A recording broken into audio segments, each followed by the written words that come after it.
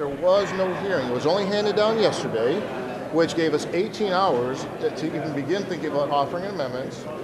Normally they ask for 24, but they called a meeting giving us only 18. So we had a right to hear those amendments today. And for the worst thing that happened today is the time frame. 6 minutes and 25 seconds for what we just saw on the House floor. It was a sham. It was very similar to what took place in the summer when the vote came down with the numbers already pre-selected to win the right to work go ahead. Bottom line, we're standing on our laurels.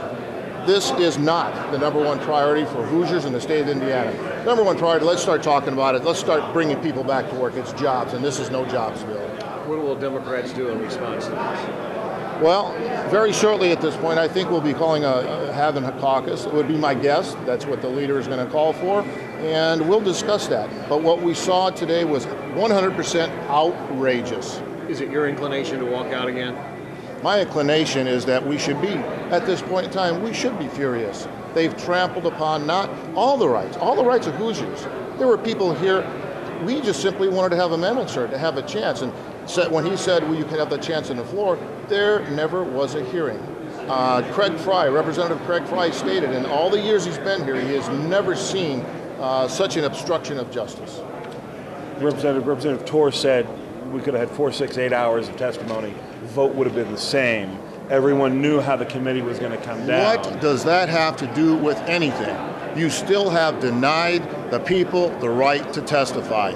You denied their right. They denied it last Friday because there was no House bill. There was no House Bill 1001. There's not a bill unless it's been handed down. So you always have in two chambers. You can call a meeting, you can call a joint, but there's never been a precedence for this. And we don't think it's right when you're talking about the most important piece of legislation that probably in 50 years, and they're going to ram it down our throats today in 6 minutes and 25 seconds.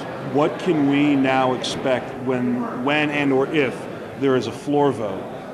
Is it going to be another 6.5 minutes? That's, I don't know. I guess you'll have to talk to the speaker about that, but I'm going to tell you what, we're going to do everything within our power and use everything within our means to make sure that the public has full awareness of what this issue is. It's a sham. It is a right to lower people's wages and a right to kill unions. You know, let's put it this way. If they're going to admit to this right to work and they say it's the number one priority, at least have the guts to be honest about it. Say, we're trying to kill unions. This is what it's about. And in killing unions, you're not only hurting paychecks for union members, but you're hurting all people's paychecks, because those paychecks all go upon the type of wages you get from the unions. You're lowering wages.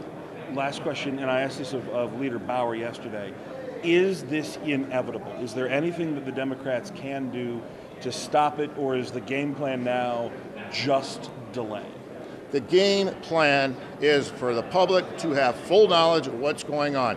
I don't have that crystal ball day by day. I'll guarantee you this is a day by day thing. And I think the people are coming together much more significantly. We're seeing much more uprising where people are saying, I've had enough, this is wrong. So is it inevitable? No, I don't think it's inevitable.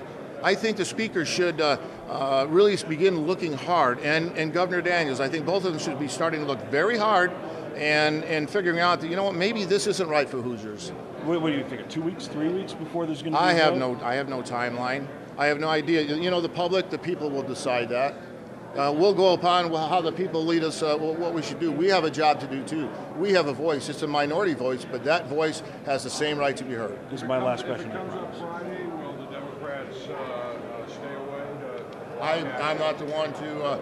I can't call that. I'm not the leader. If they're doing this to you before the Super Bowl, what kind of treatment do you get after the Super Bowl and after all that attention goes away? Well, see, that's a big part of it. I mean, everybody on their side, I think, is trying to push this through so fast before the Super Bowl, but I'm not certain that's a very good idea either, because the reality is, I think there's going to be a lot of very, very unhappy people once that happens. And I don't know what the heck could happen after that vote.